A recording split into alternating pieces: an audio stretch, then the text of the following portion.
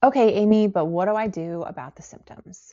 Something you're going to hear me say a lot here on my channel is that something is a really common experience, or that something is a question I hear frequently, or that something is one of the most common subjects brought up. And I promise that's not me just being lazy with my content or my verbiage. The one thing I've learned about this experience of neural circuit symptoms is that while each person is unique in who they are and their hobbies and beliefs and ideologies and cultures, there are so many incredibly similar fears and concerns and worries and habits and behaviors and patterns that I see time and time again. So you'll hear me use that verbiage frequently, that something is one of the most common things that I hear, because really most of it is. It's rare, believe it or not, that I hear something like incredibly new or groundbreaking or remarkably different with one of my clients. Like, it is very rare. So today I'm going to start with one of those very common concerns, and that's, of course, the symptoms themselves. I think that's a great place to start. Why wouldn't you be concerned about them? They are absolutely miserable and debilitating at worst, frustrating and distracting at best.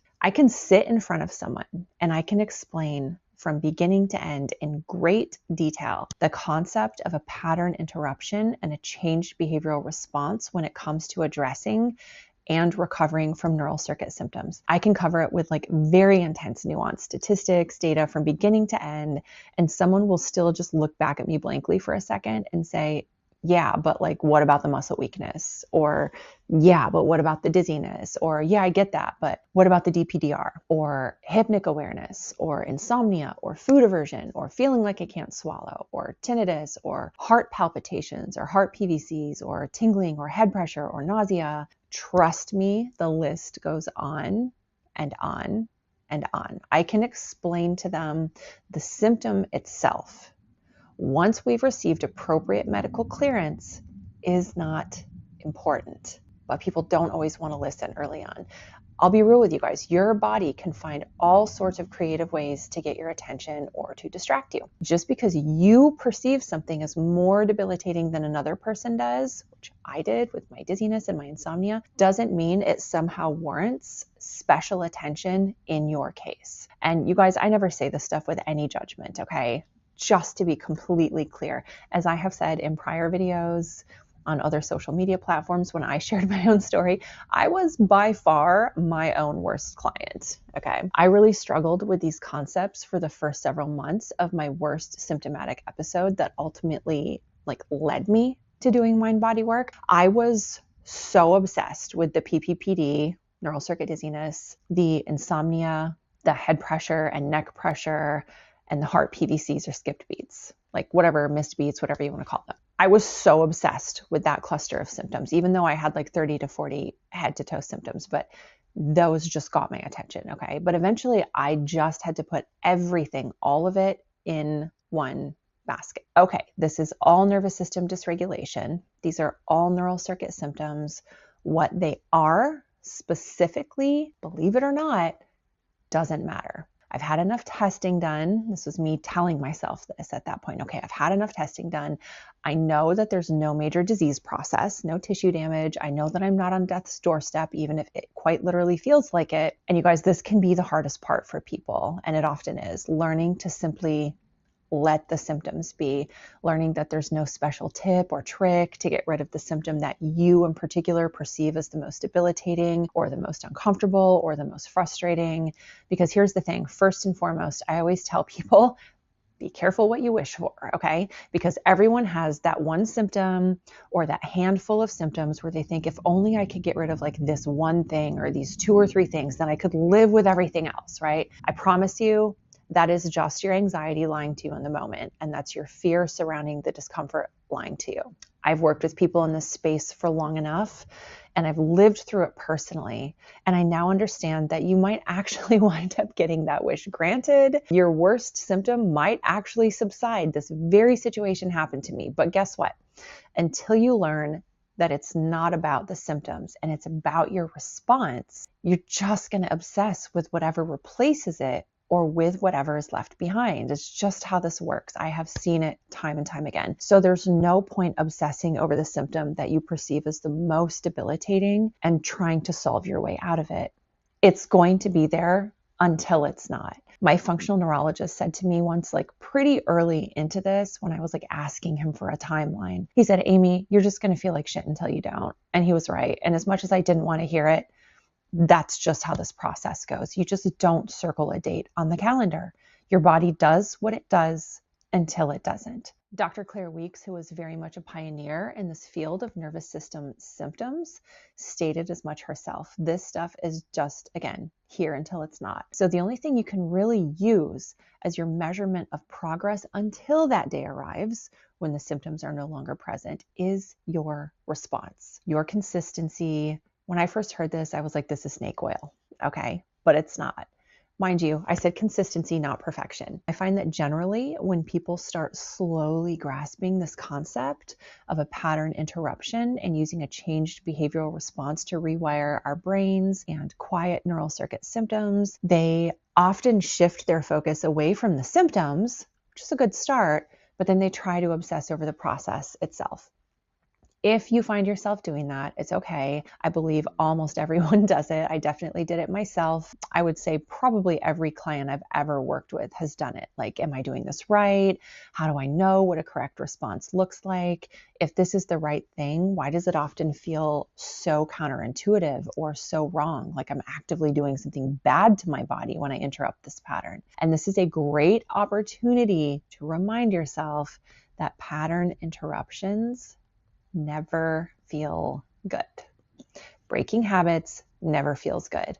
If they did, we wouldn't have books like Atomic Habits or The Power of Habit making the New York Times bestseller list and earning millions of dollars. If the pattern interruption came easy, people wouldn't struggle with addiction. They wouldn't struggle with dopamine spending. They wouldn't struggle with disordered eating. They wouldn't struggle with obsessively exercising. They wouldn't struggle with running to ChatGPT every time they feel a new sensation in their body. Pattern interruption doesn't feel good. As a matter of fact, it often gets louder before it gets quieter. And this is something we refer to as ironic process theory. A lot of people have heard about this. You might have heard it referred to as like the white bear theory or the pink elephant theory. It's called both. I think originally it was called the white bear theory, kind of morphed into pink elephant over time. I think because a pink elephant is just more memorable than a white bear. It's this idea that if you tell someone not to think about a pink elephant, whatever you do, don't think about a pink elephant, suddenly that's all their brain wants to show them, right? So that's often what it looks like when you begin to interrupt a pattern with a new response. Sometimes the compulsion or the urge or the habit loop will actually get louder to begin with. Again, this is normal. We don't want to abandon the process at this point. I'm aware that it's not comfortable. Trust me, I understand just how loud and frequent those unproductive or intrusive thoughts can be.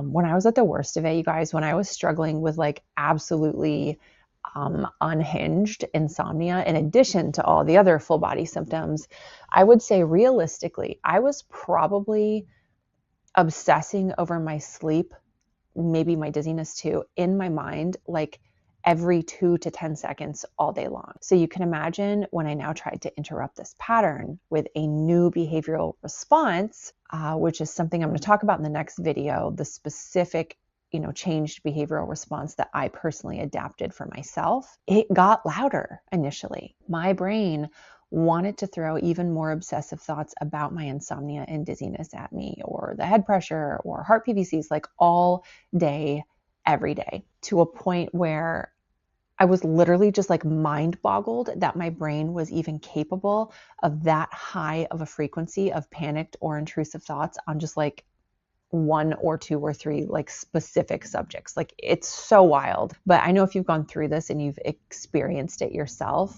like you definitely know what I'm talking about. I don't think you can understand it until you've lived through it. So all that to say, I get it. I understand firsthand just how concerning and uncomfortable and honestly downright miserable the sensations can be. They beat me to the absolute lowest that I've been in my entire life. Like absolute rock bottom. But it was when I hit rock bottom that I realized I could actually choose what to do next. Part of it was just out of sheer resignation and running out of options. But regardless, I was like, I do have agency here. I could either continue down this path of obsessively trying to control every single variable and every single outcome and constantly trying to outsmart uncertainty, or I could stop, take a deep breath, and choose to interrupt the pattern of feeding the fear.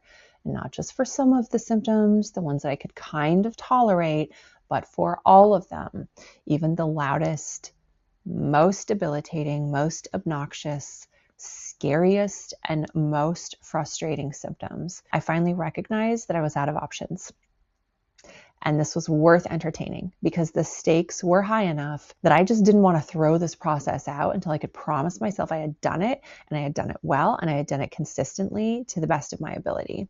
And that's the point where I think I really understood the importance of making room for discomfort and making room for these symptoms without constantly trying to battle them and solve them and fix them. And I finally recognized if the path to recovery involved allowing the sensations, notice I didn't say liking them, just simply allowing them, then that was something I had to do and I had to get better at. So when you find yourself asking, yeah, but what about XYZ symptom? Just remind yourself, even for the symptoms that are the scariest and the most debilitating, the answer is the same, right? And again, this is always pending on people having gotten appropriate medical clearance, but the answer is the same. It is a pattern interruption. As a matter of fact, I'd argue, especially for the symptoms that get your attention the most, the response is the same. If you want to learn more about the response framework that I teach, which is see it, be it, leave it, you can read the description below and click on the link to my free ebook on my website. You don't have to sign up for any email list. You don't even have to give me your email address. You don't have to make a purchase. It's just a total freebie. And I consider it kind of a springboard to explaining how, anxiety can turn into dysregulation and neural circuit symptoms and what to do about it. Anxiety is not a neural circuit symptom or nervous system dysregulation, but it's a huge predisposing and perpetuating factor. Thank you guys so much. And in the next video, I'll be breaking down that response framework, see it, be it, leave it, in more depth. As always, hang in there, keep going, and remember, it's not about perfection, it's about consistency.